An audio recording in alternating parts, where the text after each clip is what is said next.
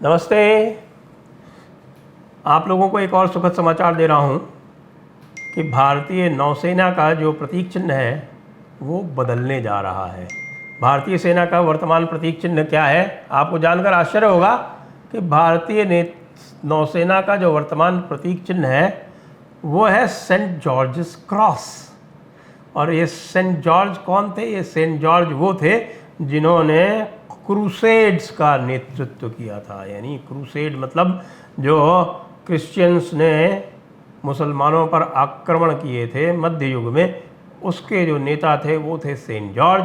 और वो Saint George's cross जो है वो अभी भी हमारी भारतीय नौसेना की शोभा बढ़ा रहा है, उनके प्रतीक चिन्ह के रूप में, उनके एनसाइन के रूप में। अच्छा, इसका भी बड़ा इतिहास है। अब देखिए कि आपको जानकर आश्चर्य होगा कि जब भारत को तथाकथित स्वतंत्रता मिल गई, तथाकथित इसलिए कहता हूँ कि वो स्वतंत्रता थी नहीं, मात्र सत्ता हस्तांतरण था, जिसको ट्रांसफ़र ऑफ पावर कहते हैं।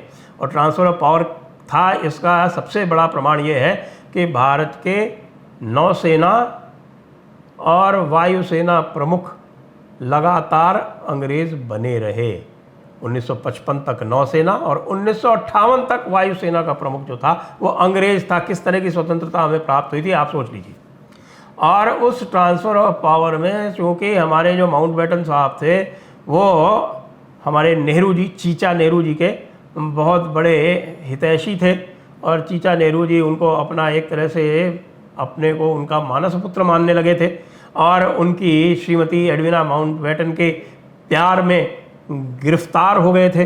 तो उन्होंने कहा कि भाई हमारा जो है आपके प्रति ये है जो एक प्रकार का इसको कह सकते हैं एहसान, कृतज्ञता हमारी तभी कायम रह सकती है जब हम आपकी नेवी में, क्योंकि माउंटबेटन जो थे वो नेवल ऑफिसर रहे हुए थे और रियर एडमिरल थे, और माउंटबेटन तो उनकी उपाधि थी, तो उनको नेवी से बहुत प्यार था। तो उस प्यार के चक्कर में और उनकी श्रीमती जी से प्यार के चक्कर में हमारे चीचा नेहरू ने बाकी तो जो प्रतीक चिन्ह थे उनको बदलने दिया, लेकिन सेंट जॉर्जेस क्रॉस को बिल्कुल टच नहीं किया। अब वो सेंट जॉर्जेस क्रॉस के एक क्वाड्रेंट में हमारा छोटा सा तिरंगा है, बाकी सेंट जॉर्जेस क्रॉस दिखाई पड़ता है। ऐसा लगता है कि आज भी हम ब्रिटिश सेना के अंतर्गत ही हैं, और ब्रिटिश राज्य के अंतर्गत ही कार्य कर रहे हैं। अब इसको भी आप देखिए, इसका एक और विचित्र इतिहास है। और विचित्र इतिहास ये है कि जब अटल जी की सरकार आई एनडीए 1.0, तो एनडीए 1.0 में उन्होंने इस प्रतीक चिन्ह को बदल दिया। लेकिन इससे भी बड़ा आश्चर्य ये है कि जब हमारी सोनिया माता की सरकार आई 2004 में, तो उन्होंने सेंट जॉर्जेस क्रॉस को पुनर्स्थापित कर दिया।